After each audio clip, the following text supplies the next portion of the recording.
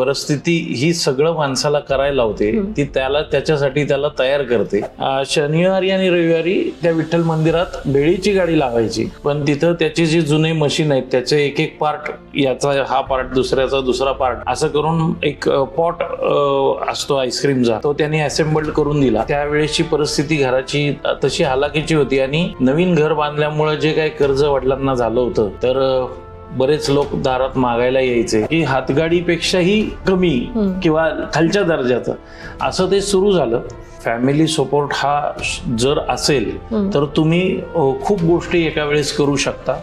वडील कायम उदाहरण द्यायचे की झरा असतो ना, तो सुरुवातीला अतिशय छोटा असतो, पण त्यांनी त्याची प्युरिटी जपत आणि स्वतःला कायम वाहतं ठेवलं तर म्हणजे तुम्ही कार्यरत राहिलात तर तुम्ही नक्की मोठे होता. हाय नमस्कार, मी सोनम. स्वागत आहे तुमचं काय बोलते पब्लिक या युट्यूब चॅनलमध्ये. काय बोलते पब्लिक हे युट्यूब चॅनल तुमच्या सगळ्यांसाठी एक नवीन पॉडकास्टची सिरीज घेऊन येत आहे, ज्याचं नाव आहे विचारांचा वारसा. आणि आज खरंच सांगितलं तर मी आता काही मिनिटं आधीच किंवा काही तासांआधीच ज्यांना भेटले त्यांच्याकडे खूप मोठा विचारांचा वारसा आहे आणि तोच मला तुमच्या सर्वांपर्यंत पोहोचवायचा आहे, म्हणून आजचा हा पॉडकास्ट आपण शूट करतो आहे. माझ्यासोबत आहे गिरीश खत्री सर. सर, खूप खूप स्वागत आहे तुमचं आमच्या युट्यूब चॅनलमध्ये. एकंदरीत इंट्रोडक्शनची तुम्हाला गरज नाही असं म्हणायला हरकत नाही, कारण की पुणेकरांच्या जिभेवरती जे नाव आहे खत्री बंधू, ज्याची सुरुवात तुम्ही केली आहे, तर परत एकदा खूप खूप स्वागत आहे. एकंदरीत आपण नेहमी व्यवसाय करायचा किंवा काय करायचं हे आपल्याला ठरत असतं. म्हणजे मला वाटतं की मला काय व्हायचं आयुष्यात हे मी 10वी 11वी नंतर 12वी नंतर विचार केला की अच्छा हे आपल्याला काहीतरी करायचं आहे. पण मी जसं तुमच्याबद्दल ऐकलं किंवा तुमच्याबद्दल आम्ही जेव्हा बोलत होतो, डिस्कस करत होतो टीममध्ये, मला माझी मैत्रीण बोलली की तुला माहिती आहे का खत्री बंधू कधी सुरू झालाय? म्हटलं कधी? ती बोलली ज्यांनी सुरू केलं ते 8वीत होते तेव्हा त्यांनी ते सुरू केलं. आणि ते ऐकूनच मला झालं की बाप रे, मला या माणसाला भेटायचं आहे. आणि असं तुमचा पॉडकास्ट आम्ही लाईनअप केला. तर एकंदरीत 8वीच्या मुलांना तसं म्हणायला गेलं तर माझ्या म्हणजे शेमूड पुसायची पण अक्कल नसते. पण तुम्ही इतका मोठा बिझनेस उभा केला, तर काय आहे ती व्यवसायाची स्टोरी, ती सुरुवात कशी झाली? ऍक्च्युली आपण म्हणतो ना की परिस्थिती ही सगळं माणसाला करायला लावते, ती त्याच्यासाठी त्याला तयार करते. तर आम्ही कर्वेनगर भागात, जिथं माझं आईस्क्रीमचा स्टॉल आहे, त्या भागात आम्ही राहायला आलो. आणि त्यावेळेची परिस्थिती घराची तशी हालाकीची होती आणि नवीन घर बांधल्यामुळे जे काही कर्ज वडिलांना झालं होतं, तर बरेच लोक दारात मागायला यायचे आणि आई बापांच्या गप्पा चालू असायच्या की आता कसं व्हायचं, या मुलाच्या परीक्षा पण आलेल्या आहेत, वार्षिक परीक्षा, आता पुढचं वर्ष सुरू होईल, त्याच्या वह्या पुस्तकांचे पैसे आहेत, मुलं मोठी होत आहेत, सगळ्यालाच पैसे लागतात, तर आता कसं करायचं. तर हे ऐकत असताना आपल्या आमच्या इथंच विठ्ठल मंदिर आहे, तिथं शनिवारी शनीच्या दर्शनासाठी आणि मंदिर आहे त्यामुळे रविवारी अशी गर्दी असायची. तर मी हे ऐकल्यावरती आपल्या वह्या पुस्तकांचा खर्च तरी आपण काढूयात यासाठी शनिवारी आणि रविवारी त्या विठ्ठल मंदिरात भेळीची गाडी लावायची असा विचार मनामध्ये आला. आणि मी वडिलांसमोर तर त्यावेळेस बोलायची डेअरिंग नव्हती आणि ते कधीच नव्हती ती. मी आईला म्हटलं माझ्या डोक्यात असं चालू आहे तर मी केलं तर चालेल का? तर आईने वडिलांना सांगितलं की गिरीश असं म्हणतोय आणि थोडं आधीपासून बिझनेसचं माझ्यामध्ये होतं, म्हणजे आम्ही छोटे छोटे. तर वडील म्हणले मग आपल्याला भेळ कोण शिकवणार, ते काय असतं काहीच माहिती नाही मला, कारण ते किर्लोस्कर ऑइल इंजिन्सला होते वडील. तर मामाकडं त्याला म्हणा आईस्क्रीमचा बिझनेस आहे, तो शिकून ये आणि तो कर. आणि मग काय, इयत्ता 8वीची सुट्टी, वार्षिक परीक्षा संपल्यावर सुट्टी सुरू झाली आणि मी जुन्नरला मामाच्या इकडं आईस्क्रीम शिकायला गेलो. आणि तिथं मामाचे जे बिघडलेले मशीन होते, मामाची तशी साधारण परिस्थिती होती, पण तिथं त्याची जी जुने मशीन आहेत त्याचे एक एक पार्ट, याचा हा पार्ट, दुसऱ्याचा दुसरा पार्ट, असं करून एक पॉट असतो आईस्क्रीमचा, तो त्यांनी असेंबल्ड करून दिला. आणि नंतर त्याच्याच कडचं मटेरियल दिलं. मला म्हटलं तुम्ही कुठून आणणार आणि तुम्हाला माहिती नाही, हे घेऊन जा. त्याला असं वाटत होतं की इयत्ता 8वीचा मुलगा हा काय करणार आहे, चला त्याला उत्साह म्हणून द्या, असं त्यांनी ते मटेरियल देऊन पाठवलं. आणि खरंच इयत्ता 8वीचा मुलगा 8 दिवसात काय आईस्क्रीम, दूध कसं बनवायचं वगैरे ते काहीच माहिती नव्हतं मला. आमची आई हुशार होती आणि तिला ते दूध बनवणं वगैरे येत होतं सगळं. आणि मग अशा रीतीनं आमच्या म्हणजे माझी आत्या, वडिलांच्या बहिणीनं आम्हाला दुधासाठी आणि बर्फ, मिठासाठी पैसे दिले. आणि फ्रीजिंग मिक्सचर, मीठ आणि बर्फ आणि पहिल्या दिवशी दूध मँगोचं असं बनून व्यवसाय सुरू झाला शिवरात्रीच्या दिवशी 89 साली. कमाल कमाल. म्हणजे मला असं म्हणायचं झालं की आज तुमच्या डोक्यावरती मला चंदन दिसतंय, कुंकू दिसतंय, तर हा महादेवांचा आशीर्वाद आहे तेव्हापासूनच आहे. हो, घरात आध्यात्मिक वातावरण होतंच. आणि आपण जसं म्हणतो की आपल्या हिंदूंचा डीएनएच अध्यात्माचा आहे. तर अत्यंत हालाकीची परिस्थिती असतानाच कुठंतरी माणूस विचारत असतो. तर आमच्या तिथे गोखले नगरला आम्ही जेव्हा राहत होतो, इथं राहायला यायच्या आधी, तिथं नागोमाता शेलार म्हणून एक पाताळेश्वर जे जंगली महाराजच्या शेजारचं मंदिर आहे, तिथला त्यांना दृष्टांत होता. आणि बाकीच्या लोकांकडून वडिलांना कळलं होतं की यांना कळतं. मग वडिलांनी त्यांना नमस्कार केला आणि म्हणले माझी खूप परिस्थिती हलाखीची आहे, तर तुम्ही आम्हाला मार्गदर्शन करा. आणि त्याही म्हणल्या की भाऊ मी तुम्हाला सांगत जाईन, आपण हळूहळू तुम्ही बाहेर पडाल सगळ्यातून आणि चांगलं होईल. मग ते आध्यात्मिक अधिष्ठान सुरू झालं. मग त्यांना नमस्कार करणं, नंतर पाताळेश्वराला दर्शनाला जाणं, हा विषय तेव्हापासूनच सुरू झाला. म्हणजे पहिल्यापासून ते होतच घरात. कमाल कमाल. एकंदरीत बघायला गेलं तर आज खत्री बंधू खूप मोठं नाव आहे. म्हणजे तुम्हाला म्हणजे कुठेही जाणार पुण्यात तर बऱ्याचशा ब्रांचेस दिसतात, शाखा दिसतात. पण जेव्हा तुम्ही सुरू केलं तेव्हा विठ्ठल रुक्मिणीच्या मंदिरासमोर एक शाखा सुरू केली, तर आज किती शाखा आहेत आणि तिथे कुठल्या कुठल्या प्रकारच्या गोष्टी विकल्या जातात? ऍक्च्युली सुरुवात जी झाली ती विठ्ठल मंदिरच्या बाहेर 2 स्टूल, घरातले जुने स्टूल, त्याच्यावरती एकामध्ये ट्रे होता, त्याच्यामध्ये कप आणि चमचे असायचे आणि कटर असतं, ते आईस्क्रीम काढायचा स्कूप म्हणतात, त्याचाच डबा, तो ठेवण्यासाठी एक डबा, आणि दुसऱ्या स्टूलवर आईस्क्रीमचा पॉट. एवढ्याच प्रमाणात सुरू झालं. म्हणजे मी मजेत म्हणतो की हातगाडीपेक्षाही कमी किंवा खालच्या दर्जाचं असं ते सुरू झालं. पण जे कस्टमर येत होते ते खूप चांगले लोक, सुज्ञ लोक, आणि पॉट आईस्क्रीम आहे हे बाधत नाही याचं त्यांनाही माहिती होतं. टेस्टसाठी सजेशन्स येत होते आणि हळूहळू ते आमचं वाढत गेलं. आता आमच्या 29 फ्रँचायझी आहेत ऑल ओव्हर महाराष्ट्र. कदाचित करोना नसता तर हा आकडा 50च्या वरती असता. आणि त्या सगळ्या व्यवस्थित कार्यरत आहेत, अजून वाढत आहेत. एकंदरीत तुमच्याबद्दल बोलायचं झालं तर तुम्ही फक्त व्यवसायात नाही तर समाजसेवा आणि राजकारणात पण दिसतात, पण त्याच्या व्यतिरिक्त व्यवसाय पण मस्त चालतोय. तर मग तुम्हाला त्यात कोणाची साथ लाभते किंवा फॅमिलीचं किती गायडन्स किंवा किती सपोर्ट आहे तुम्हाला? अगदी बरोबर आहे. फॅमिली सपोर्ट हा जर असेल तर तुम्ही खूप गोष्टी एका वेळेस करू शकता. माझ्या बाबतीत पण तसंच झालेलं आहे की फॅमिलीचा पूर्ण सपोर्ट तर आहेच आहे. माझे मामाकडचे म्हणजे मामे भाऊ, मामा लोक, नंतर चुलत्यांकडचे लोक, हे सगळे आम्ही एकत्र मिळून व्यवसायात जिथं जेव्हा गरज पडेल मॅनपॉवरची सगळे एकत्र येतो. आणि आत्ता सुद्धा माझा भाऊ माझ्याबरोबर बिझनेसमध्ये येतो, राहुल खत्री, तो प्रोडक्शन सांभाळतो. तसंच नितीन खत्री माझा चुलत भाऊ, तो आमच्याबरोबर व्यवसायामध्ये आहे आणि तो बिझनेस एक्सपान्शन म्हणजे फ्रँचायझी देणं असेल, मार्केटिंग असेल, या सगळ्या गोष्टी तो करतो. शिवाय माझा पुतण्या रुद्राक्ष आणि माझी मुलगी ईश्वरी हे सुद्धा याच बिझनेसमध्ये आता काम करतायत. त्यामुळे चांगलं चालू आहे. एकंदरीत आता तसं म्हणायला गेलं तर मला कळलं की खत्री बंधू असं नाव का दिलं, पण तुम्ही काही म्हणजे आईस्क्रीम म्हटलं की काहीतरी वेगवेगळे नाव देऊ शकतो किंवा काहीतरी फॅन्सी नाव आपण देऊ शकलो असतो, पण खत्री बंधू हेच नाव कसं सुचलं आणि कोणी सुचवलं?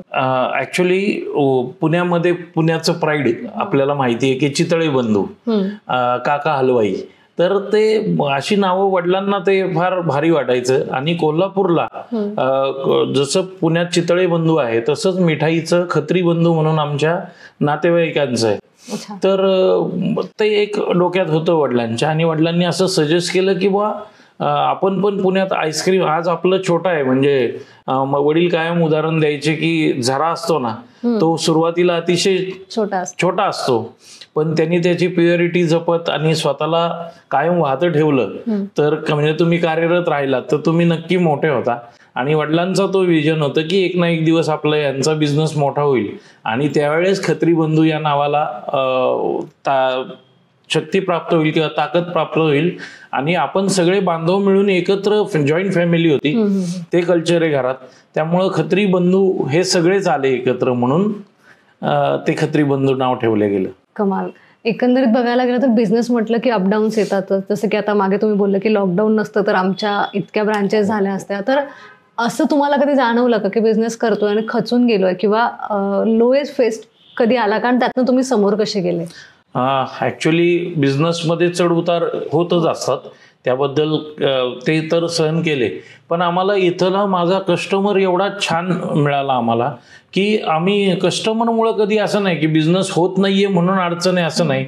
आम्ही सगळ्यात बिझनेस आता बंद करावा किंवा नाही करणं शक्य अशी एक फेज आमची आली होती, ती म्हणजे लेबर प्रॉब्लेममुळे. आमच्याकडे सगळं मॅन्युअल वर्क व्हायचं, ॲटोमायझेशन त्या प्रमाणात झालेलं नव्हतं. तेवढा बिझनेस पण तितका मोठा नव्हता. पण माझ्या इथं 7 कामगार कामाला होते आणि त्यांच्या 2 शिफ्टमध्ये काम चालायचं. ते एकाच गावचे होते आणि त्यांनी ते रेग्युलर येणं जाणं चालू असायचं. आम्हाला त्रास होताच तसा. पण एक दिवस काहीतरी व्यवहारात त्यांचं आमचं थोडं पुढं मागं झालं, तर ते सगळे 7च्या 7 जण एकदम निघून गेले आणि सीझन चालू. मग घरातले सगळे लोक कामाला आले, पण शेवटी त्यांनी काम करणं आणि आपण काम करणं यात फरक पडत होता. आम्हाला बाकी काहीच एक्सपान्शनचं बघायला शक्य नव्हतं. तर त्यावेळेस खूप कष्ट, म्हणजे 7 जणांचा लोड एकदम आमच्या 4-5 जणांवरती आला आणि ते डबल. यांनी प्रोडक्शन करून दिल्यावर विकायचं काम आम्ही करायचो, आता तेही आम्हालाच करायला लागत होतं. त्याच्यामुळं खूप लोड आला आणि मग आम्ही ठरवलं की ॲटोमायझेशनकडे जायला पाहिजे. आणि तुळपुळे काका म्हणून आम्हाला, ज्यांनी गोकुळ डेअरीचा सेटअप सुरुवातीला लावला, ते काका आम्हाला भेटले आणि त्यांच्या सजेशन्सनुसार आम्ही मग ॲटोमायझेशन केलं. आणि ॲटोमायझेशन करताना म्हणजे उदाहरण सांगायला मला आवडेल की घरामध्ये मला एक रवी मिक्स करायची, इलेक्ट्रिकची रवी असते, तर ती घ्यायला त्यावेळेस तिची किंमत मी मार्केटमध्ये विचारून आल्यावर 4,000 रुपये होती. तर मला घरात, मी आईला मागं लागत होतो, मला 4,000 रुपये पाहिजे ते आणायला. तर मला 6 महिने आईने पैसे दिले नव्हते, की पैसेच नाहीयेत, अरे हे आलं की देऊ, ते आले की पैसे देऊ. आणि अचानक हे सगळा इन्सिडेंट घडला, कामगार पळून गेले आणि लोड वाढल्यानंतर आम्ही त्यावेळेस 15 लाख रुपये घालून ॲटोमायझेशनच्या ज्या मशिनरी गरजेच्या होत्या त्या खरेदी करायला गेलो. त्याच्यासाठी अर्थात लोन वगैरे केलं, पण 4,000 रुपये मिळायला 6 महिने आणि डायरेक्ट तिथून 15-20 लाखाचं कर्ज घेऊन आपण मशिनरी किंवा कारखाना उभा करतोय. तर हा एक आमच्यासाठी खूप डेंजर किंवा परीक्षेचा फेज होता. पण ते झाल्यावर पण 18-20 लाखाची मशिनरी आपण करायला दिली, ऑर्डर दिली आहे. पण ही मशिनरी आपल्या आहे त्या टेस्टला सेट होणार का, म्हणजे त्यातून जे प्रॉडक्ट येणार ते आपल्या जसं लोक मागतायत तसं येणार का, आणि तसं जर नाही आलं तर काय करणार. या प्रेशरने आम्ही पुढचे 2-3 दिवस आमच्या घरातले सगळ्या मशीनवाल्यांना ऍडव्हान्स दिले, त्यांचं काम सुरू झालं. पण बाबा, भाऊ, आम्ही तिघं एकमेकाला नजरच मिळवत नव्हतो, की प्रत्येकाला ती भीती होती. मग एक दिवस आम्ही सकाळी चहा पित असताना माझ्या ते लक्षात आलेलं होतं. त्यावेळेस मी सांगितलं, ठीक आहे, आपण हे पैसे अडकवलेले आहेत आता आणि आपल्याला त्यातून कसं प्रॉडक्ट येणार आहे हे आपल्याला माहिती नाही. समजा जर ते प्रॉडक्ट चांगलं नाही आलं तर हा सगळा सेटअप उचलायचा आणि आपल्या घराच्या मागे जी जागा आहे तिथं ठेवायचं आणि आपल्याला यथाशक्ती जेवढं बनवता येतं, ज्याला मार्केट आता आपल्याकडे तयार आहे तसं आईस्क्रीम आपण विकू. पण कुणी टेन्शन घेऊ नका आणि एकमेकाशी बोलणं टाळू नका, कम्युनिकेशन चालू राहू देत. त्यावेळेस घरातलं जरा टेन्शनचं वातावरण निवळलं आणि मग आम्ही त्या फेजमधून मग ते मशीन आले आणि खूप चांगला फायदा झाला. सुरुवातीला 1 महिना खूप सेट व्हायला वेळ लागला, पण नंतर आम्ही मागं वळून बघितलंच नाही. असं त्याचं सगळं हे आहे. तर संकट ही आपली ताकद वाढवायला येतात, असा माझा कायम समज आहे आणि तो आतापर्यंत खरा ठरत आला. आणि कधी कधी असं असतं की ये मेरा लो हो सकता है पर इसे मेरा लोएस्ट नाही होऊन देता, असं म्हणून आपण जे उठतो, म्हणजे ती जी उडी असते ती खूप लांब जाते आणि ती तुमची उडी आम्हाला दिसते आता की त्याच्या इतक्या 29 ब्रांचेस निघून गेल्या आणि काय काय प्रवास चाललाय समोर. एकंदरीत तुम्ही बोलले आता की व्यवसाय फॅमिलीच्या सपोर्टनी छान चालत होता, प्रत्येक संकटावर मात करत गेले, पण नंतर आम्ही समोर तुमचा प्रवास बघितला तर तुम्ही आम्हाला समाजसेवा करताना पण दिसले. तर तो गुण कुठून आला, म्हणजे समाजसेवा करण्याचा गुण कुठून आला आणि तिकडे कसे तुम्ही वळले? ऍक्च्युली मी इथं जसं कर्वेनगरमध्ये आम्ही राहायला आलो तेव्हा मी प्रभात शाखेत जात होतो राष्ट्रीय स्वयंसेवक संघाच्या. आणि कारण संध्याकाळी आईस्क्रीमचं असायचं, त्यामुळं आम्हाला ग्राउंडवर वगैरे काही जायला मिळायचं नाही. तर विठ्ठल मंदिरात आमच्या शाखा असायची राष्ट्रीय स्वयंसेवक संघाची. आणि तिथं गेल्यानंतर अत्यंत तिथले लोक मला प्रेमाने वागवायचे. आणि सगळे मोठे होते माझ्यापेक्षा वयाने, पण त्यांच्याकडून मला बिझनेससाठी किंवा जगण्यासाठीच एकंदरीत खूप चांगल्या चांगल्या गोष्टी कळायच्या. आणि एक अंदाज असतो ना की हे यांनी सांगितलेलं आपल्याला समजतंय आणि हे आपल्याला अडचण जी येते आता रोजच्या व्यवसायात म्हणा किंवा लाईफमध्ये अभ्यासात कुठे, तर याला हे चांगलं सपोर्ट करतायत, आपल्याला शिकवतायत, चांगलं मार्गदर्शन करतायत. मग तिथून राष्ट्रीय स्वयंसेवक संघाच्या त्या कार्यक्रमाला जाणं किंवा शाखेत रोज जाणं, तेव्हापासून सेल्फ डिसिप्लिन सुरू झालं. त्याचा एक छोटा हे सांगतो की पहिल्यांदा अशी सवय होती, घरी आलो बाहेरून की चप्पल अशा पायाने उडवायच्या, जोरात पाय उडवायचे आणि त्या चप्पल कुठं पडतील त्या आणि घरात पळत जायचं. मला शाखेमध्ये गेल्यानंतर पहिल्यांदा कळलं की चप्पल ह्या लाईन मध्ये काढल्या तर खूप छान दिसतात आणि त्या तशाच काढायच्या असतात. मग तो बदल माझ्यामध्ये झाला, शिस्त आली. आणि हे वडिलांना माझ्या लक्षात आलं की अरे तुला मी किती वेळा ओरडलो पण तू हे करत नव्हता, आज चप्पल जागेवर लाईन मध्ये कशी काय आली. मग मी सांगितलं आमच्या शाखेमध्ये असं लावतात. मग वडील पण मला पाठवायचे शाखेमध्ये. तिथून हळूहळू मग शाखेत गेल्यानंतर संघटन, एक टॉकेटिव्ह आणि स्वभाव असल्यामुळं संघटन, मित्रांमध्ये ग्रुप बनवणे, म्हणजे शाळेमध्ये माझा खूप चांगला ग्रुप आहे, अजूनही ते मित्र माझ्याबरोबर आहेत. कॉलेजमध्ये माझा ग्रुप झाला आणि असं करत संघटन कौशल्य होतंच. पुढे भारतीय जनता आपोआपच राष्ट्रीय स्वयंसेवकाबरोबर इलेक्शन आल्यानंतर भारतीय जनता पार्टीचं काम करायला लागलो आणि असा राजकीय प्रवास पण हळूहळू सुरू झाला. आमच्या भागात त्यावेळेस नगरसेवक होते बाळासाहेब मोकाटे, तर त्यांच्या इलेक्शनला मी पहिल्यांदा खऱ्या अर्थानं काम केलं. आमचे एक मित्र होते सुधीर गवळी म्हणून, ते आता हयात नाहीयेत, पण त्यांना माझ्यातला हा गुण खूप आवडला होता. मला ते एकदा गप्पा मारत असताना मला म्हणले, तू भारतीय जनता पार्टीचं युवा मोर्चाचं पद घेणार का? तर म्हणलं काय करायला लागतं त्यासाठी? तर म्हणले काय नाही, मी अध्यक्ष आत्ता नवीन नियुक्त झालेले आहेत, त्यांना घेऊन तुझ्या घरी येतो, तुला काय 8-10 मुलं एकत्र करता येतील का? तर त्यांच्यासमोर आपण मीटिंग करू. तर मी म्हणलं ठीक आहे. आणि त्यावेळेस काही मोबाईल वगैरे नव्हते, तर मित्रांना कॉलेजमधला ग्रुप होता, शाळेतला ग्रुप होता, तर एक दोन जणांना सांगितलं की माझ्याकडं आता दुपारी साधारण 3-4ला आमचं बोलणं आलं आणि 7 वाजता वगैरे मीटिंग. तर त्या मीटिंगला जवळपास 100 ते 125 मुलं आली होती. तर हे सगळे अवाकच झाले. सुधीर गवळी सुद्धा म्हणले, यार आम्ही एवढं करून सुद्धा आम्हाला धाप लागते, तू तर एवढ्या कमी वेळात, तुला काही माहिती नसताना तू एवढे लोक गोळा केले. म्हटलं हे माझे कॉलेजचे मित्र आहेत, शाळेतले मित्र आहेत. आणि मग त्यांनी माझ्याकडे खूप लक्ष दिलं आणि त्यांनी मला प्रमोट करून पहिलं पद मला युवा मोर्चाचं सरचिटणीस म्हणून प्रभागाचं वॉर्डचं मिळालं होतं. तर एकंदरीत आपण जेव्हा समाजसेवा करतो किंवा आपण जेव्हा राजकारणात असतो किंवा एक व्यावसायिक म्हणून पण समाजात अशा बऱ्याचशा गोष्टी दिसतात की जे आपल्याला आवडत नाही किंवा असं वाटतं की हे काय चाललंय. आता तुमचा बराच वयाचा पण अनुभव आहे, म्हणजे आम्ही तर नवीन आहोत, पण तुम्ही आता जेव्हा बघता तुम्हाला काय बदल दिसत आहेत की आणि काय वाटतं तुम्हाला हे नको व्हायला पाहिजे होतं किंवा हे असायला पाहिजे होतं? नाही, आता आमच्याला आता इथपर्यंत आता जेवढं आयुष्य जगलो ना, त्यात एक गोष्ट आहे की काय व्हायला नको होतं पेक्षा आता खूप चांगले दिवस आपण परत म्हणू की आपल्या संस्कृतीला आहेत, आपल्या लोकांच्या विचारांना आहेत. आमच्या त्या पिरियडमध्ये असं झालं होतं की देशाला नावं ठेवणं किंवा आपल्या संस्कृतीला नावं ठेवणं म्हणजे तुम्ही फार सुशिक्षित आहात असा एक प्रघात त्यावेळेस झाला होता. पण आता हे नवीन जी मुलं बघतोय, ज्यांचे तुम्ही लोक एवढा अभ्यास करताय, तुम्हाला नॉलेज आहे, तुम्ही अभ्यास करून या गोष्टी मांडताय, त्यावेळेस असं होतं की आता हिंदुत्वाबद्दल, धर्माबद्दल आणि आपल्या देशाबद्दल एकंदरीतच प्रेम वाढायला लागलंय. हे मागच्या 10-12 वर्षातला जो जाणवणारा फरक आहे तो नक्की इथं नमूद करावा असं वाटतं. पण एकंदरीत जर तसं बघायला गेलं तर आता राजकारण होतंय, पण राजकारणात आपण बघतो की सगळ्या गोष्टी खूप क्लिअरपणे किंवा खूप याच्यापणे मांडल्या जातात, पण याच्यावरून पण म्हणजे राजकारणात असून पण लोक अजून वेगळं राजकारण करतात, म्हणजे हिंदुत्वाचं म्हणा किंवा अजून कुठल्या म्हणा, तर त्याच्याबद्दल तुमचं मत काय आहे किंवा ते कितपत योग्य आहे किंवा ते कितपत करायला पाहिजे?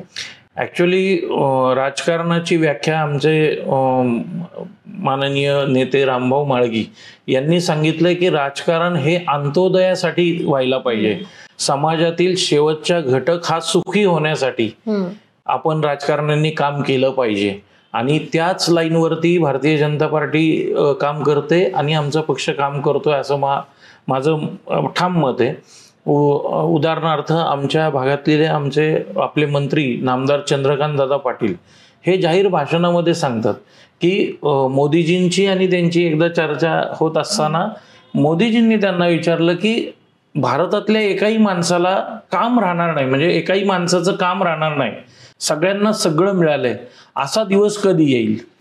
तर ते दादा म्हणले की मी त्यांना तो काही उत्तर देऊ शकलो नाही, पण मी त्या दृष्टीनं काम सुरू केलं की मी माझ्या भागापुरता असा विचार करीन की कुठल्याही माणसाचं कुठलंही काम शासकीय असेल किंवा त्याच्या गरजा ह्या राजकारणाच्या माध्यमातून पूर्ण होतील आणि तो सुखी होईल, समाधानी होईल. हीच अंत्योदयची संकल्पना रामभाऊ म्हाळगीजींनी मानली आहे. तोच ते म्हणजे तीच री पुढं इथपर्यंत आजपर्यंत ओढली जाते, याचा एक मला अभिमान वाटतो. आणि राजकारणात आपण कशासाठी आहे तर पूर्वी करप्शन जेव्हा म्हणजे काँग्रेसचा काळ होता तेव्हा अर्थातच ते असं होतं की पैसे खाण्यासाठी राजकारणाची एक टर्म झाली की तो गडगंज झाला. पण भारतीय जनता पार्टीत आमच्या पक्षात आम्हाला असं शिकवलं जातं की तुम्ही कायम सेवा करायसाठी आहे, तुम्ही सेवक आहात आणि तुम्ही त्यांचं घेण्यासाठी नाही तर त्यांना अवेलेबल करून देण्यासाठी आहे. आणि या भावनेतून राजकारण केलं तर मला वाटतं लोक नक्की तुम्हाला पाठीशी उभे राहतात आणि त्याचं चित्र आपण भारतभर बघतोय. सध्या म्हणजे किती बघायला गेलं तर लोकसभेत थोडं पलटलं होतं, पण जे महाराष्ट्रात त्याच्यानंतर आलंय ते तर कमाल आलंय, काही विषयच नव्हता. पण एकंदरीत तुमचा आता राजकारणात प्रवास सुरू झालाय असं म्हणायला हरकत नाही. तर हा प्रवास आता कुठपर्यंत तुम्हाला न्यायचा आहे किंवा याच्यामध्ये तुम्हाला काय काय करायचं आहे? मी जेव्हा जॉब करत होतो म्हणजे मी कॅड इंजिनियर म्हणून एका कंपनीमध्ये जॉब करत होतो, तिथलंच कॅन्टीन माझ्याकडे होतं आणि ते दोन्ही गोष्टी असताना बराक ओबामांच्या वेळेस जो स्लॅग आला त्या स्लॅगमध्ये आमची कंपनी बंद पडली आणि कंपनी बंद पडल्यानंतर सगळ्यात जास्त नुकसान झालं ते माझं, कारण तिथलं कॅन्टीनही बंद झालं. 250 लोकांचं कॅन्टीन होतं आणि जॉब पण गेला. तर मी माझा एक मंदार गरुड नावाचा मित्र आहे ज्यात तो मला कायम मार्गदर्शन करायचा. त्याच्या रूमवर जाऊन रडत बसलो अक्षरशः की आता मी कालपर्यंत म्हणत होतो की मी सेटल झालो आयुष्यात, कसलाच प्रॉब्लेम नाही. त्यावेळेस वय माझं 24-25च्या दरम्यान होतं, घरचे मुलगी बघत होते आणि आज माझ्या हातात काहीच नाही. मी कसं काय म्हणजे मला काही सुधरतच नव्हतं. तर त्यावेळेस त्यांनी सांगितलं, म्हणला आधी तू माझ्या रूमवर यायचास तेव्हा म्हणायचं की यार इंजिनियर झाल्यावर आपल्याला जॉब कोण देणार, माझ्याकडे पैसे नाही आहेत खायला द्यायला आणि जॉब मिळेल तर कसं होणार. तर कॅम्पस इंटरव्ह्यू मध्ये तुला जॉब मिळाला. आता जॉब मिळाल्यावर तू येऊन सांगत होता की माझ्यासारखा सेटल माणूस कुणी नाही आणि आज परत म्हणतोय. तर ही आयुष्यात या घडामोडी होणारच. तर मनाची ही अवस्था हँडल करण्यासाठी तू भगवद्गीता वाच. मग काय काम नव्हतंच त्यावेळेस, जॉब सुटलेला. मग दुसऱ्या दिवशी म्हणजे भीतीपोटी म्हणा किंवा काय, तर म्हटलं काय मिळणार आहे बघू, म्हणून भगवद्गीता वाचायला घेतली. ते देवापुढे उद्बत्ती लावून वाचत बसायचो संस्कृतमध्ये, नंतर मग ती मराठीत अनुवाद. 18व्या अध्यायापर्यंत आलो, काहीही कळलं नाही, कारण ते एकतर कम्युनिकेट होत नव्हतं. संस्कृत एक तर वाचताना दमछाक होत होती. पण 18व्या अध्यायापर्यंत आल्यावर तिथं शेवटी एकच कळलं की तू परिणामाची चिंता करू नको, तू काम करत राहा.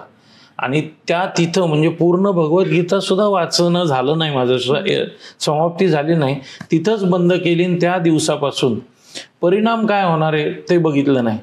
मला काम मिळालंय, ही माझी जबाबदारी, ही माझी ड्युटी आहे, ती करायची. मग व्यवसायामध्ये कैक वेळा असं झालं की खूप मेहनत करून अगदी 20-25 रुपये मिळायचे मला, पण किती मिळाले हे बघायचंच नाही. मला लोकांनी समाधानाचं साईन केलंय का नाही, की आम्हाला तुमची टेस्ट आवडली, आईस्क्रीम चांगले, तुमची सर्व्हिस आवडली, हे होतंय का नाही. तसंच मग राजकारणात पण, की आपल्याला काय मिळतंय, पद काय काय हे बघायचं नाही, आपण लोकांना डिलिव्हर करू शकतो का आणि लोक आपल्या वागण्यानं प्लीज आहेत का हे बघत राहायचं आणि तसं पुढे जायचं. तर ती सगळी ओढून पुढे काम चालू आहे. कर्म करो, परिणामाची चिंता नाही. ते त्याच्यातच आहे. एकंदरीत आता आपण एवढं बोलतो आहे तर बघते मी की तुमच्या तोंडातून सतत नाव येत आहे भाजप भाजप भाजप. म्हणजे असं म्हणायला हरकत नाही की भाजपने भरभरून दिलंय, पण तरी पण पक्षनिष्ठा आणि यामध्ये कधी तुमच्यासोबत राजकारण झालंय का किंवा मतभेद काही झाले आहेत का? भारतीय जनता पार्टीत मतभेद म्हणजे असू शकतात, पण मनभेद कधी नसतो. त्यामुळं एखादा कार्यक्रम करायचा आहे किंवा एखादं आंदोलन करायचंय तर त्यावेळेस मतभेद असायचे की नाही आपण हे असं नाही असं केलं पाहिजे, मला असं वाटतं, पण मनभेद कधी नव्हते. तर आपला एखादा विचार नाही ऍक्सेप्ट झाला तरी सुद्धा जे ठरलंय, आपल्याला जे करायचं ठरलंय त्यात पुढं कॅरी व्हायचं आणि ते मनापासून करायचं. हा एक खूप चांगला आमच्या पार्टीचाच हे आहे. म्हणजे माझ्या बाबतीत काय सगळ्यांच्याच बाबतीत हे असं होऊ शकतं. आणि भारतीय जनता पार्टीचा कार्यकर्ता हा म्हणून आम्हाला एकच शिकवलं जातं, एक तर आम्ही शिकतो किंवा आम्ही जिंकतो, त्या दोनच गोष्टी असतात. त्यामुळं कधी म्हणजे आपल्या मनासारखं नाही झालं तर काय राहिलं, काय चुकलं बघायचं आणि पुढे काम सुरू करायचं. लगेच तुम्ही आता जे वाक्य वापरलं की मतभेद होऊ शकतात, मनभेद होत नाही, एकदम माझ्या डोळ्यासमोर देवेंद्र फडणवीसांचा चेहराच येऊन गेला की त्यांचं वाक्य नेहमी सतत हे कानावर पडतं. आणि एक म्हणजे भाजपच्या कार्यकर्त्याकडनं हे वाक्य ऐकायला येणं म्हटल्यानंतर हे पक्षासाठी पण खूप मोठी गोष्ट आहे असं म्हणायला हरकत नाही. पक्षश्रेष्ठी जसे असतील ना तसेच कार्यकर्ते घडतात. कारण आम्ही त्यांच्याकडेच बघत असतो की काय यांच्याकडून आपण काय शिकायचं, काय आदर्श घ्यायचा. तर मी एक माझा कार्यक्रम सुद्धा केला होता, त्याची हे तशीच आहे की मोदीजी जर ज्यांनी काशी कॉरिडॉर उभं केलं त्या कॉरिडॉरमध्ये ज्या श्रमसाधकांनी श्रम केले त्या कामगारांवरती मोदीजी जर पुष्पाभिषेक करतात तर गुरुने दिला ज्ञानरूपी वासा, आम्ही चालवू हा पुढे वारसा, या युक्तीप्रमाणे आपण पुण्याच्या शिरपेतात ज्यांनी मानाचा तुरा रोवला, ती मेट्रो ज्यांनी उभी केली त्या श्रमसाधकांवरती आपण का पुष्पाभिषेक करू नये. आणि म्हणून मी पुष्पाभिषेकाचा पुणे मेट्रो स्टेशनला, पुणे मेट्रो चालू व्हायच्या आधी कार्यक्रम घेतला. 200-250 वर्कर त्या ठिकाणी आले होते, कामगार आले होते आणि त्यांच्यावरती आमदार चंद्रकांत दादा पाटील आणि बाकीचे आमचे पदाधिकारी सहकारी मित्र यांच्या हस्ते आम्ही पुष्पाभिषेक केला. तर त्यांना इतकं चांगलं वाटत होतं आणि मेट्रोच्या अधिकाऱ्यांनी सांगितलं की असा कार्यक्रम सगळे ठिकाणी व्हावा अशी आमची अपेक्षा आहे, का तर याच्यानं काम करणारा याला प्रोत्साहन मिळतं. का असे कार्यक्रम आम्ही एकंदरीत आता बघायला गेलं की आपण व्यवसायाबद्दल पण बोललो की व्यवसायात खचल्यानंतर तुम्हाला फॅमिली सपोर्ट होता किंवा ते तुम्हाला सांभाळून घ्यायचे, पण असं राजकारणात कधी तुम्हाला खचल्यासारखं वाटलं का? आणि जर असं वाटलं असेल तर तुम्ही कोणाकडे गेलात? किंवा ऍक्च्युली राजकारणामध्ये सुद्धा म्हणजे घरातले माझं गणपती मंडळ आहे आमचं, विठ्ठल मित्र मंडळ, तर तिथले माझे साथीदार हे कायमच बरोबर आहेत. आज साई एज्युकेशन ट्रस्ट म्हणून एक ट्रस्ट माझ्या पाठीशी भक्कमपणे उभे, आमचे मित्रमंडळ तर आहेच. कधी राजकारणात असं फ्रस्ट्रेट झालो नाही, पण एक काळ असा आला की मी राजकारणामध्ये कार्यरत होतो मोकाटेंच्या वेळेस आणि मी व्यवस्थित अग्रेसर होत होतो आणि आपली लहान भावंड आपल्याला बघून पुढे येत असतात ना. तर माझा भाऊ पण राजकारणामध्ये सक्रिय झाला, धाकटा भाऊ, आणि मी त्यावेळेस विचार असा केला की आपण राजकारणामध्ये, राहुल भाऊ राजकारणातच येतोय, तो मला फॉलो करत होता, पण जर दोघेही राजकारणात आपली घरची परिस्थिती तर हालाकीची आहे, जर आपण दोघेही राजकारण करत बसलो तर घर पुढे जाणार नाही म्हणून, आणि मी तो थांब म्हणल्यावरती तो थांबणार नव्हता, मी थांबलो तरच तो थांबणारा असता, म्हणून मी काही दिवस पॉज घेतला. तर हे आमच्या ज्या गुरु आहेत नागूमाता शेलार, आध्यात्मिक गुरु, त्यांच्या लक्षात आलं, त्यांना कळलं बोलताना. तर मला म्हणल्या कसं चाललंय, ठीक चाललंय का? म्हणलं हो ठीक चाललंय. म्हणले राजकारणात ऍक्टिव्ह व्हायचं परत. तर मी म्हणलं अहो कशाला, आता सगळं व्यवसाय व्यवस्थित चालू आहे, राहुल बाबा आम्ही सगळे व्यवस्थित कष्ट करून कमवतोय, तर राजकारणात आता परत मी ऍक्टिव्ह झालं की राहुल येणार असं माझ्या बॅकअप माइंडमध्ये पण मी काय बोललो नाही. म्हणलं ठीक आहे, तुला राजकारणात जायचं एवढं लक्षात ठेव. मी त्यांना नाही म्हणलो आणि आम्ही घरी आलो. पुढे 2-4 दिवसांनी असे काही इन्सिडेंट्स घडले बिझनेसमध्ये सुद्धा, की अतिक्रमणने आमचं स्टॉल उचलून नेला. आणि तेव्हा उज्ज्वल केसकर म्हणून आमचे नगरसेवक होते, त्यांच्याकडे जाऊन त्यांनी जी काही मदत केली, आपोआप परत मी त्या कामात सुरू झालो. आणि गुरु मला हसत म्हणल्या की बघितलं ना, तर तुला राजकारणात परत ऍक्टिव्ह व्हायचंय. मग मला लक्षात आलं की ठीक आहे, चला आपण इथं गेल्यानं जर आपला बिझनेस पण चांगला चालणार आहे तर मग आपण जायला काय. आणि यांनी मदत केली म्हटल्यावर यांची परतफेड आपल्याला चांगलं काम करून केली पाहिजे. आणि मग तेव्हापासून खूपच ऍक्टिव्ह झालो पूर्ण वेळ असं. पण आता एकंदरीत व्यवसाय छान चालला होता, पण या राजकारणाचा व्यवसायावर कधी काही परिणाम पडला आहे का? नाही, म्हणजे आमचे सगळेच नेते मान्यवर आम्हाला कायम सांगत आले की व्यवसाय आणि राजकारण हे वेगळं ठेवायचं कायम. म्हणजे कधी व्यवसाय हा राजकारण हे व्यवसायात आणायचं नाही. आणि तिथं त्यामुळे कधी माझ्या शॉपवरती तुम्हाला भाजपचं माझं कुठलंही पद वगैरे काही बोर्ड दिसणार नाही. आणि राजकारणामध्ये व्यवसाय इकडं येऊन तुम्ही काही बिझनेसच्या ऑपॉर्च्युनिटी शोधताय, हे करताय, असं करायचं नाही. आणि सुदैवानं ती गरज पण नाही पडली कधी, त्यामुळं ते कधी गल्लत नाही झाली. ते वेगवेगळं राहिलं. पुणेकरांनी ज्या हिशोबाने खत्री बंधूला ब्रँड बनवलंय, त्याच्यानंतर आता ती गरज पडणार पण नाही असं मला वाटतं. हा, आणि खरंच सांगतो की जे काय आतापर्यंत यश आहे, मग ते राजकारणात असो किंवा व्यवसायात, आमच्या व्यवसायात असेल तर आमचे जे कस्टमर आहेत, ज्यांनी आमच्यावरती भरभरून प्रेम केलं, केवळ आणि केवळ त्यांच्याचमुळे आम्ही हे दिवस बघतोय. आमचा हा भाग सगळा सुशिक्षित वर्ग आहे आणि इथं क्वालिटीला लोक कसं महत्त्व देतात. म्हणजे हातगाडीपेक्षा लो लेवलच्या स्टॉलवरती येऊन लोकांनी तो उचलून धरलं फक्त क्वालिटी या बेसिसवरती, आणि ते आज इतकं मोठं केलं. तसंच राजकारणामध्ये सुद्धा मला कधी काही अडचण आली नाही किंवा काही प्रॉब्लेम येत नाही. याचं कारण काय, तर तिथं सुद्धा आपण जे चांगलं काम करतो, क्वालिटी डिलिव्हर्ड करतो, लोकांशी कसं बोलतो, कसं वागतो, याच्यावरती लोक आपल्याला रिप्लाय देत असतात. त्यामुळे तिथेही मला समाजानेच तारलंय आणि इकडेही समाजानेच तारलंय. तर मी म्हणतो समाजाचा सपोर्ट असेल ना, तर तुम्हाला कशाचीच कधी तमा राहत नाही, कमतरता राहत नाही. एकंदरीत नेहमी आपण असलं की आपण खचून गेलो किंवा काही झालं किंवा काही असलं की आपण एखादं गाणं असेल, कुठली गझल असेल किंवा कुठला विचार असेल जो आपल्याला नेहमी मोटिवेट करत असतो, असं तुमच्या आयुष्यात काय आहे? कॉलेज किंवा जेव्हा मी जॉब करत होतो तेव्हा तिथं गझल लावलेल्या असायच्या बारीक, जगजीत सिंगच्या गझल वगैरे. कारण मल्टी हे होतं, काय म्हणू त्याला, IT कंपनी टाईप होतं आणि तिथं आम्हाला ते सगळं अलाउड होतं. तर मला एक गझल खूप आवडायची, सर झुकाओगे तो पत्थर देवता हो जाएगा. तर त्यातलं एक वाक्य आहे की हम भी दरिया है हमें अपना हुनर मालूम है, हम भी दरिया है हमें अपना हुनर मालूम है, जिस तरफ भी चल पडेंगे रास्ता हो जाएगा. आणि तीच आयुष्याची कायम बेसलाईन राहिली की आपल्याला आपल्या ताकद माहिती पाहिजे. आपल्या कष्टांवरती आपला विश्वास जर असेल तर आपल्याला रस्ता मिळतो, कुठं अडचण येत नाही. आणि त्यामुळं आतापर्यंत वाटचाल केलेली आहे. एकंदरीत हा रस्ता खूप छान चाललाय आणि मला वाटतं की मंजिल बहुत आगे जाने वाली है, सफर चल रहा है.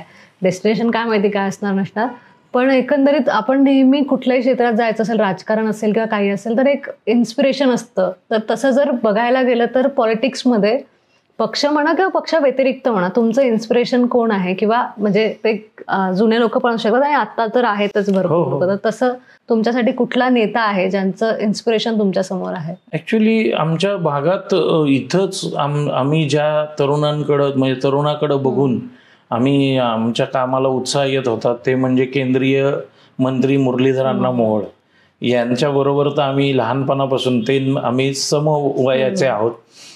तर त्यांचं काम करणं, त्यांचा ॲक्टिवनेस हे इथलं झालं.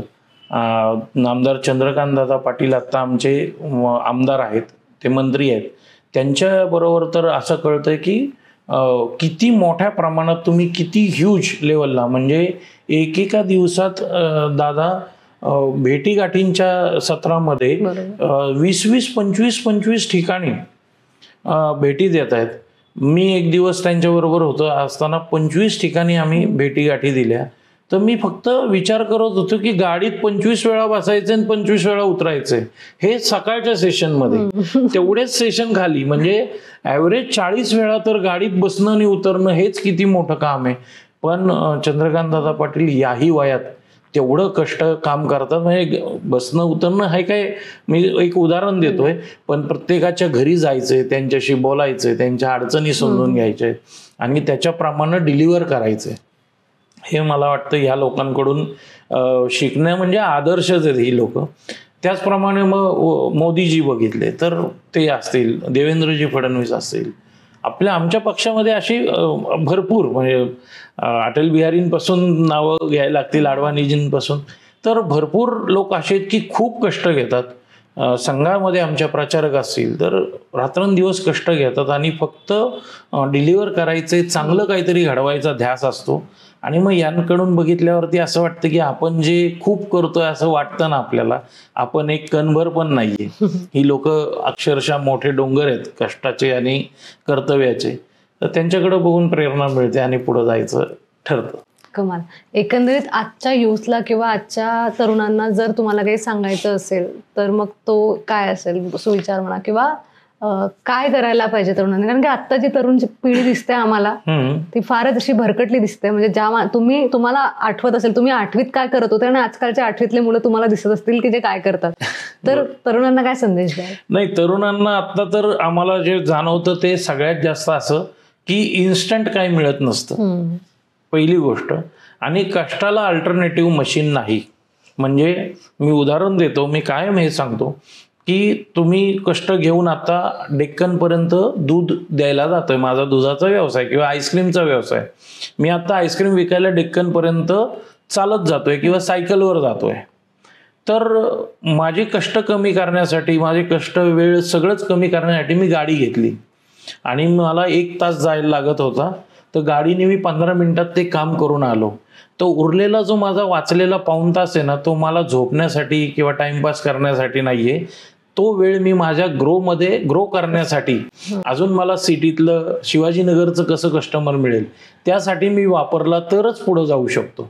त्यामुळं कष्ट कमी कशातच होत नाहीत. त्या मशीन हे तुमची सोय करून देतील, तुमचा वेळ वाचवतील आणि तुम्हाला पुढे अग्रेसर होण्यासाठी त्या उपलब्ध असतील. पण कष्ट सोडून तुम्हाला एका रात्रीत पैसा मिळेल असं काही होऊ शकत नाही. त्यामुळं ते पहिलं डोक्यातून काढायचं आणि प्रामाणिक कष्ट सचोटीनं सातत्यानं जर करत राहिलो तर यश हे नक्की मिळतं. हे मात्र आजच्या तरुणांना कायम वारंवार सांगावं असं वाटतं. इन्स्टंट ही फक्त मॅगी बनते, इन्स्टंटमध्ये खत्री आईस्क्रीम बनत नाही.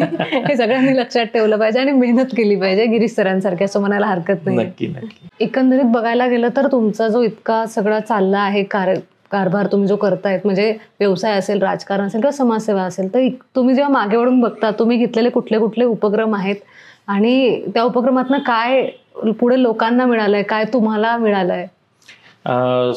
खरंच सर, म्हणजे हे आपण जेव्हा डिलिव्हर करत असतो तेव्हा काय वेगवेगळे उपक्रम घ्यावेच लागतात. त्यामुळं समाजाला काही मिळतं. तर मी माझ्या मंडळाच्या वतीनं, आमच्या भागामध्ये इथं भाजी खूप महाग विकतात असं एक पूर्वी हे होतं. तर आम्ही मंडळाच्या वतीनं सलग 5 वर्ष दर रविवारी स्वस्त भाजी केंद्र हा उपक्रम चालू केला होता आणि 5 वर्ष त्याला लोकांनी भरभरून प्रतिसाद दिला. आम्ही 4 वाजल्यापासून मार्केटला जायचं, मंडळाची मुलं एकत्र यायची, मार्केटवरून भाजीपाला आणायचा.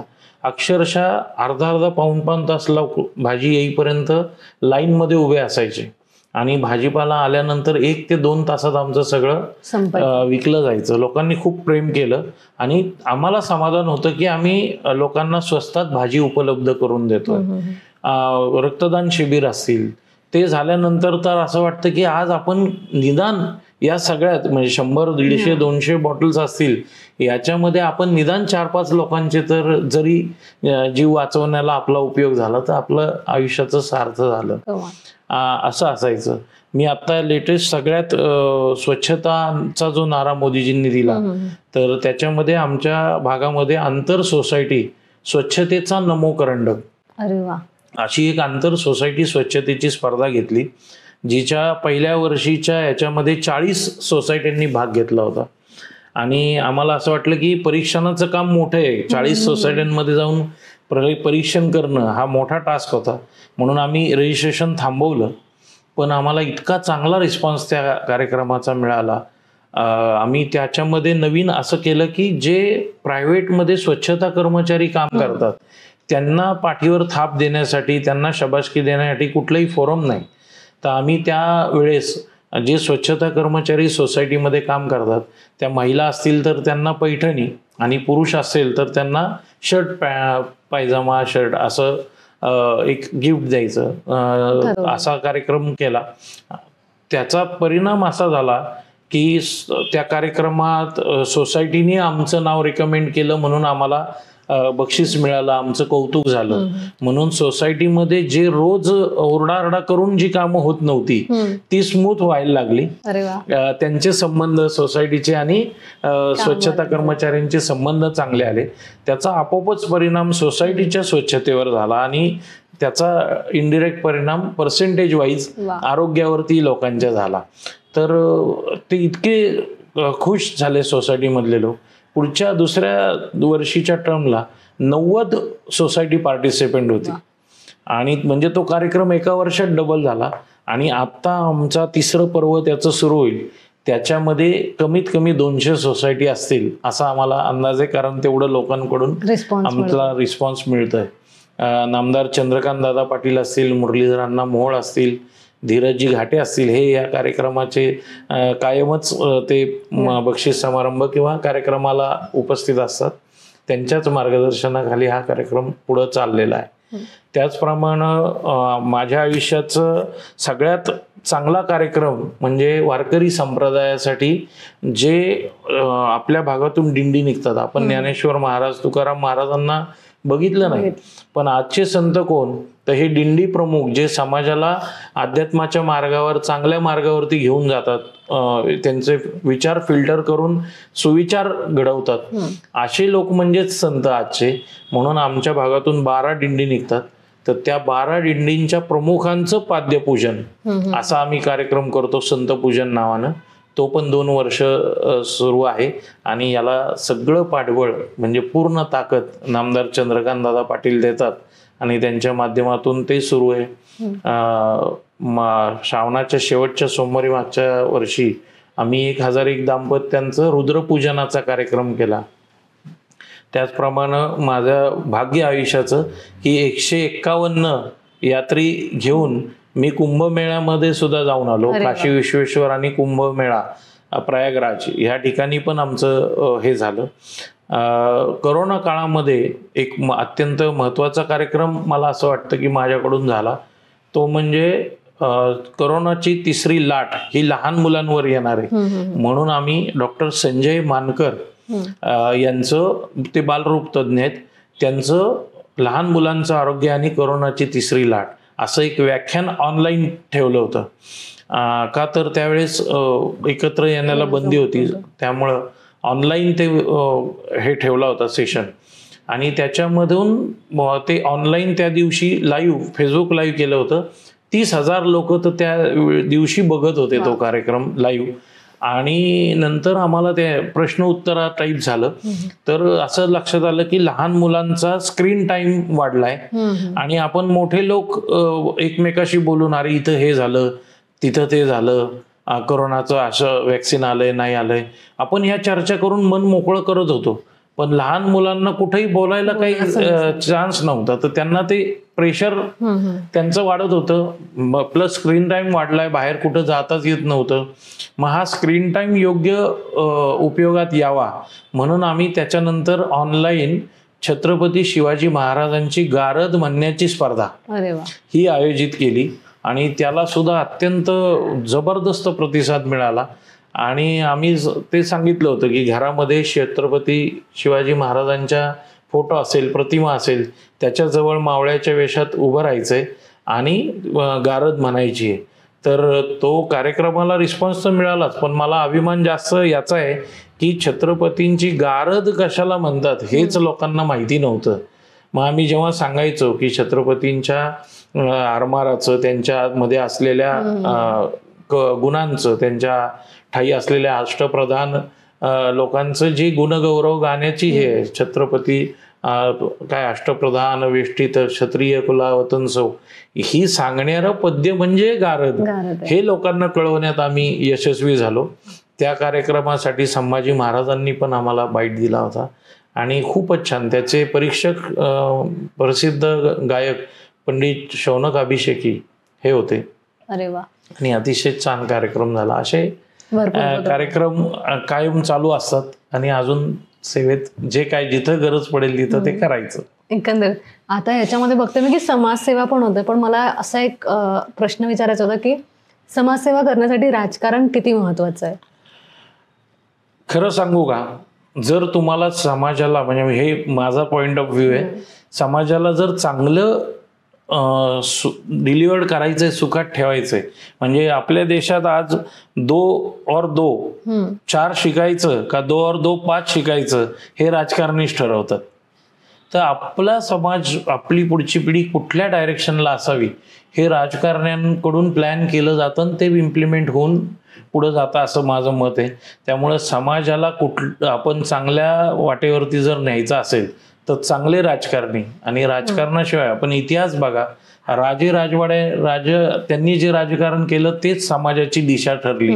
त्यामुळे राजकारण हे महत्वाचं आहेच आहे, म्हणजे त्याला पर्यायच नाहीये.